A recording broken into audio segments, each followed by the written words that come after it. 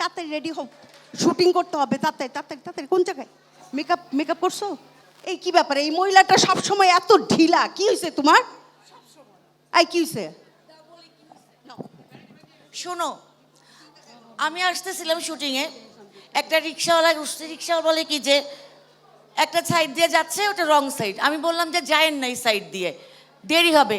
বলে কি আপনি কি আমার চাইতে বেশি জানেন, এদিক দিয়ে গেলে তাড়াতাড়ি হবে।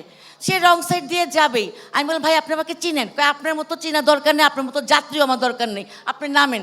রং সাইড দিয়ে গেলে যাবেন, না গেলে না যাবেন। তো মন খারাপ করবো না, কি করবো? হায় হায়, কি আজব ব্যাপার। এই জন্য এরকম শুটিং করতে হবে না। এই আরেকটা কি, গালে হাত দিয়ে রাখছো কেন? কি হয়েছে, তুমি শুটিং করবে না?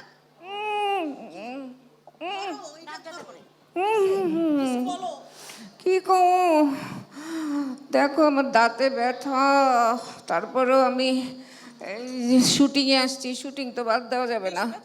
আরে বলো না, এই যে আসার পরে আমি প্রোডাকশন ম্যানেজারে বললাম যে আমি দাঁতে ব্যথা, আমার একটু নরম কিছু দাও। সেই শক্ত পরোটা দিছে, সেটা খাইতে যায় দাঁত গেছে ভাঙ্গা।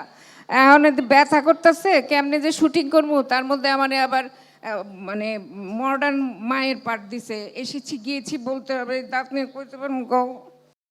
এত ভাবার তো কিছু নাই, বলো কি হয়েছে, বলতে তো হবে। জানোসই তো আমি না পারি অভিনয় ছাড়তে, না পারি আমার অফিস ছাড়তে। গত মাসে আমার প্রমোশনটা আটকাই গেছে, মাত্র 12 দিন অবসেন্ট করছি আমি অফিসে। আমার প্রমোশনটা এবারও আটকাই গেছে। বাসা থেকে তো সবাই আমার পারে তো বাই করে দেয়। দেখা অভিনয় ছাড়ুম না তাই বলা। গুড। আরে বাবা রে বাবা, না সাবানার মতো কাঁদতেছে কেন বলো? কানবো না তো কি করব, এই শুটিং করে তো কিছুই করতে পারি না। আমার ছেলেটা বাইরে থাকে, ফোন করে, কিন্তু আমি ফোনটা ধরতেও পারি না, নেট পাই না। এমন জায়গায় শুটিং করতে নিয়ে যাই, সেখানে নেটও থাকে না, কোনো কিছুই পারি না। সারা জীবন দেখলাম সাবানার মতো কান্দে আর কান্দে। কি হয়েছে ও মা? এই আমার দিকে তাকায় আছে, মনে হয় যেন কি জানি অভিনয়ের পার্টটা কি আমি গায়ে দিব। কিছু আমি সকালবেলা শুটিং এ যাওয়ার জন্য রেডি হয়েছি, বাসা থেকে বের হয়েছি। হ্যাঁ, ঠিক তখনই হসপিটাল থেকে ফোন আসছে, আমার 4 নম্বর ফোনটা মারা গেছে।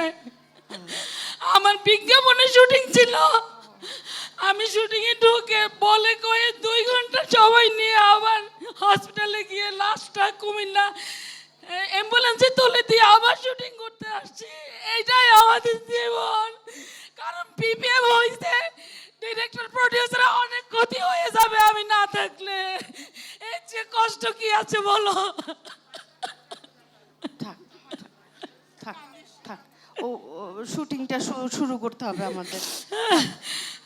করতে তো হবে, এখন নায়ক তো আসে নাই, কে রিহার্সেল করবে?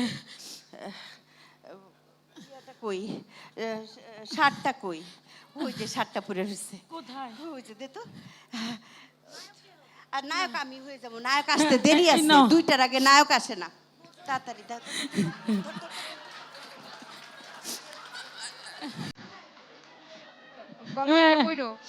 গলায়, হ্যাঁ হ্যাঁ।